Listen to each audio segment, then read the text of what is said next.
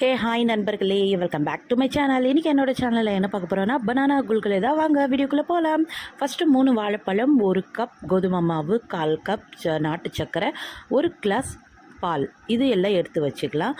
ஒரு மிக்ஸி ஜாரில் 3 வாழைப்பழம் போட்டு நல்லா அரைச்சி எடுத்துக்கோங்க. அதே மிக்ஸி ஜாரில் 1 கப் கோதுமை மாவும் அந்த நாட்டு சர்க்கரையும் 1 கிளாஸ் பால் போட்டுட்டு 1/2 ஸ்பூன் உப்பு, 1 பிஞ்ச் சோடா மாவு இது போட்டு நல்லா அரைச்சிக்கலாம். அப்போ தான் மிக்ஸ் ஆகிடும்.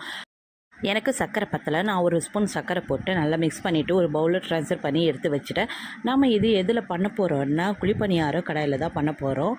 ஃபஸ்ட்டு அது நல்லா ஹீட் பண்ணிவிட்டு அதுக்கப்புறமா அதில் கொஞ்சம் கொஞ்சமாக நெய் போட்டுடுங்க. ஏன்னா நெய் போட்டால் சூப்பராக இருக்கும், ஃப்ளேவரும் நல்லாயிருக்கும்.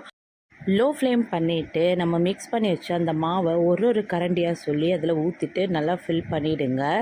இந்த மாதிரி லோ ஃப்ளேம்லேயே வச்சுட்டு பண்ணால் தான் நல்லாயிருக்கும், இல்லைன்னா சீக்கிரமாக கருகிடும்.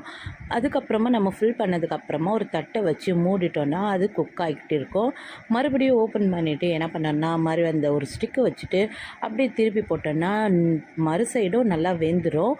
சூப்பரான டேஸ்ட்டான குழிப்பணியாரம் மாதிரி குல்குலே ரெடி ஆகிடும். கண்டிப்பாக ட்ரை பண்ணி பாருங்கள், ரொம்ப ரொம்ப நல்லாயிருக்கும், குழந்தைங்களுக்கு பிடிக்கும். வீடியோ பிடிச்சிருந்தால் லைக் பண்ணுங்கள்.